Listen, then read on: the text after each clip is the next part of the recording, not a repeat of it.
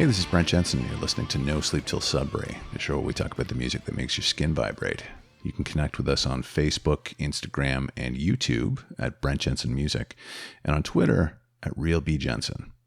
No Sleep Till Sudbury is brought to you by Pariah Pickups. What you want, what you need, what you love.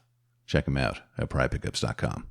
This week, my guest is Annabelle Chvostek, an indie folk singer-songwriter based in Toronto who got her start at age 7 and has performed on television with people like Anne Murray and Tommy Hunter.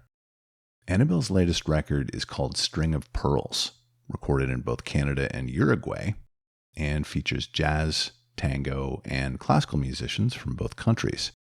She's here to talk about it now, as well as the songs that make her skin vibrate. Here she is.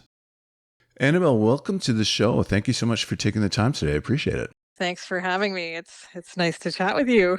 You had reached out to me earlier this summer, and you gained a fan. I love what you're doing. The newest record is called String of Pearls, and it's a contemporary take on 1930s era tango and jazz. It's got like a strong cabaret vibe to it, and I love it. Thank you. It was a blast to make. I just sort of got obsessed with that era, and and the sort of rhythm guitar of Django Reinhardt and all kinds of those influences that you just mentioned.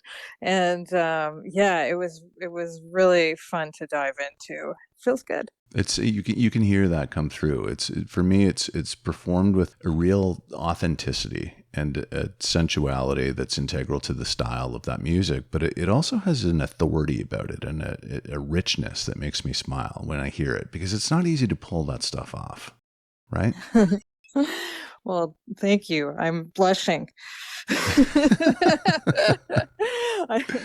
I mean, I think, when you get obsessed with something, it's just it starts to, you start to live in it, and it if it oozes out of you, then that's a good thing. It's yeah, and I got to collaborate with some incredible musicians on this one, and producers, and it's just been such a wonderful process. The connection to Uruguay and the musicians there, that's Uruguay is sort of the small version of Argentina, I guess. It's sort of like, yeah, similar culture but all its own. And so the tango and the jazz manouche lives there as well, and really great musicians. For me, the standout on this record is the fourth song. It's called Walls. It's so grand. It's uplifting, and I feel like it should be a massive hit. Yeah, it's tremendous.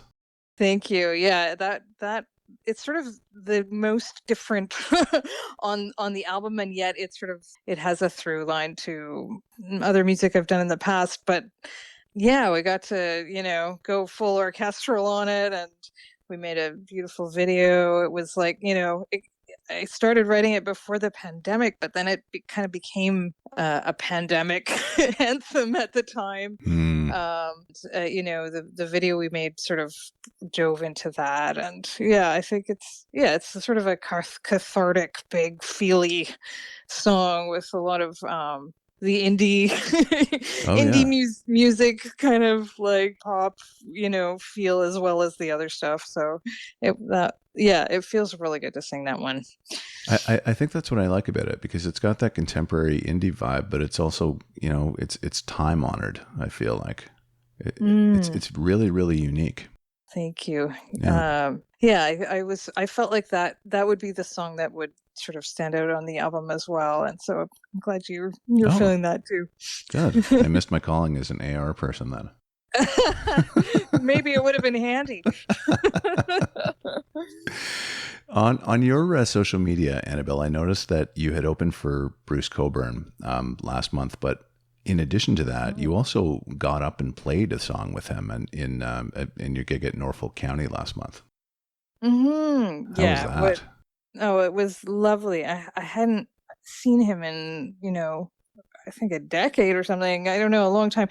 But it was so great to see. His musical performance is in such good form. It's incredible. Like, the guy's 77, and it really, really doesn't sound like No. he'll still sound so strong and so great. And it was a thrill to play with him. And I'd had the chance to actually write with him back in the early 2000s, Hmm.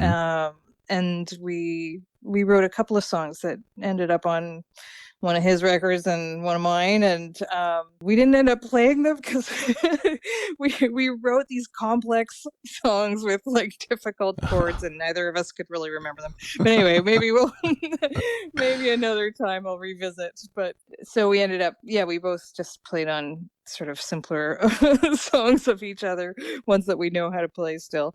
And it was thrilling. It was thrilling. And and I got to sing Night Train with him, which is one, well, I guess we'll get to this later, but that's one of the songs that I just adore and gives me the shivers every time. And so just to sing the harmony with him was thrilling. Oh yeah, yeah. Well, Yeah. that's a good segue into your songs, the songs that make your skin vibrate. Mm. So you've got 5 of them here. The first one is a classic. It's "Come Together" by the Beatles. Hmm. The first record I ever owned was Abbey Road Oh, by the Beatles, it's and good, it's a good start. I remember I was 4, and my dad showed me how to use the record player. I had the big headphones, and I would just listen to that constantly. And so that first track, of course, is it's the opening of the album, and it's just like such an incredible groove and such an Hmm. evocative bunch of words together. And Oh in my yeah. child mind, I interpreted them. I don't know how, but all I know is I loved it, and I still do. Yeah. Yeah, Yeah. Me yeah. too. Me too. Mm. Your second song here is a song that I love, and I'm a little bit bitter because it's not available on Spotify anymore, and that's my streaming service of choice. But Mm. it's Joni Mitchell, "Cold Blue Steel" and "Sweet Fire." Hmm. Yeah, such a beautiful, powerful song, and she's an amazing songwriter. We all know a whole bunch of her tunes. Everybody, knows Blue Hmm. and Big Yellow Taxi and all those all the hits. But this one, it just evokes kind of this dark struggle in a way Hmm. that's very beautiful and insightful. And she just sort of peels back the wound and shows us what's going on inside. Hmm. And the music is kind of haunting, and the open tuning is amazing. And it's such a it's like it's dark, but it's uplifting. Yeah. That combination is pretty exciting to listen to. Yeah, that is interesting, because it is uplifting. It's bright-ish, but you're right. Hmm. The lyrics would not suggest as much. But for me, Hmm. when I hear the song, it's pure Canadiana. I was born Right. in '69, so I was a kid when this stuff was on the radio, and it just takes me back to that time. You know? Hmm. Yeah. Yeah. Yeah. Yeah. I mean, I think of being a coming of age in Montreal in my 20s, and just listening to that and studying it and trying to Hmm. learn it. Oh yeah. And but it's something I discovered later. I guess that album was 73. It's on For the Roses, right? Yeah. Yeah. Yeah. It's yeah, 72, 73. I think so. Mhm. Something like that. Yeah. So Yeah. that's the year I was born, but I only discovered it much later. But that's a great album, the whole thing. But that tune is the standout one for me on that. Oh, for sure. Mm. Yeah. I had Mm. gone through, like I was a kid and I heard the songs and they were kind of in the back of my mind, but I got into her in my late 20s and early 30s. And then I Mm. bought up all those records, her first maybe 8 or 9 albums before Mingus. And Mm. later on with streaming, I would just make this playlist, and this song was on there, and I would listen to it Mm. every Saturday morning while I was having a coffee and reading the paper. It's just so relaxing. Mm. Yeah. Yeah. Yeah. Yeah. It is. It's got this groove that is so chill, and Yeah. yet, and yet it packs a punch with its lyrical content. Hmm. Yeah. Mm. Your next one is an old chestnut. This is a great pick. This is, I want to say this is early 60s. This is Sarah Vaughn and Honeysuckle Rose. Yeah. That's from a live record. It's just, her and a few incredible musicians. Yeah, this is that album I just listened to constantly, and it informed the way I sing and improvise. And of course, that tune is just, it's one of those happy, sexy jazz tunes that everybody knows, that also, Django Reinhardt made his own version really famous, and I love that one as well. But Sarah Vaughan as a vocal performer is just, she's just incredible. Wonderful voice. So smooth. Yeah. Yeah. And in the song you can hear a little bit of Joni Mitchell. You can hear the influence there at the end. Yeah. Yeah.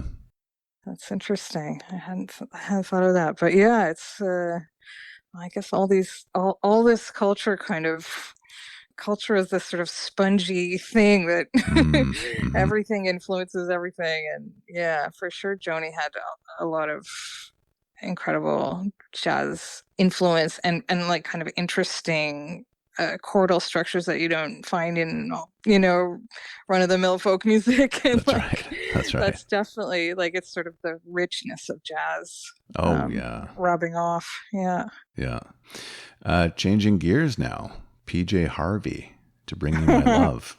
Yeah. Yeah. I don't know, the first time I heard that tune, I don't know, it was just like, what is happening here? It kind of sneaks in, and there's something about PJ's voice and her delivery, and sort of this kind of angstful intensity that I just adore. And yeah, so that whole the kind of 90s art rock thing, I really feel into that. And that was an influence on an album I put out a while ago, Be the Media. I sort of put out, I was feeling the rock at the time. And so I think having listened to that album and that song quite a bit was an influence on me for sure. Oh wow. I bought this record in '95 because of Down by the Water. I think that was the single from the record. Oh, cool. Yeah. That's another great song. Also very dark. Oh yeah, just the whole record's like super atmospheric, isn't it? Yes. Yeah. And it's got these sort of simple production things that happen that are so kind of, they come out of the blue and are so evocative. And like in Bringing My Love, like there's like a tremolo guitar, like a guitar that comes in playing tremolo or something. I don't even know what it is, and it's just like, wow, what does that sound? Yeah. So it's kind of things that are deceptively simple but so effective to create a mood. Oh yeah. And your last song, Annabelle, here is Bruce Cockburn. Speaking of Devil, Night Train. Yeah. I have to throw that in. It's on my mind. This is an interesting pick. I was thinking, so there must be a story behind this.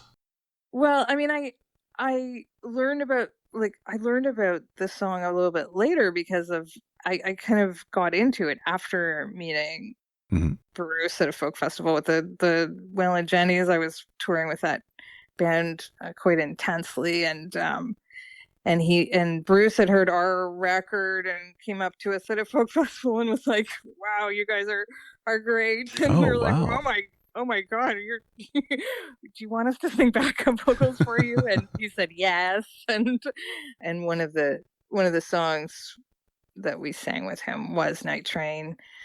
And then we got the backstory from him, on that song, which was really interesting. Like it's different from a lot of his other songs in a way, but it's also it's sort of similar to the Joni song that I picked in its kind of driving groove and underlying kind of intensity of lyrical intensity. And and the lyrics are just, they're like but brush strokes of an incredible painting. And yeah, it's a great tune.